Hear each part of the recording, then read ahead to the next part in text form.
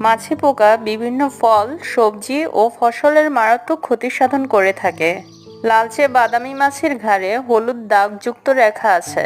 এদের পাখা স্বচ্ছ, পাখার নিচের দিকের কিনারায় কালো দাগ আছে।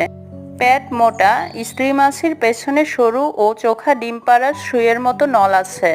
লাউ, কুমড়া, চিচিঙ্গা, শসা, করলা, ঝিঙ্গা, দুন্দুল, পটল, তরমুজ, কাঁকরোল, শাম্মাম, উচ্ছে, বাঙ্গি, রকমেলন সহ বিভিন্ন কুমড়ো জাতীয় ফসলে এ পোকার আক্রমণ সবথেকে বেশি হয়ে থাকে।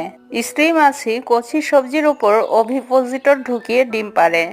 এর ফলে সবজির ভিতর কীড়া তৈরি হয় এবং সবজি বিবর্ণ হয়ে পচে যায়। বিষটোপ অথবা সেক্স ফেরোমন ফাঁদ ব্যবহার করে এ পোকা সহজেই দমন করা যায়। এছাড়াও কাঁঠালের মোচা দিয়ে আপনারা এ পোকা দমন করতে পারেন।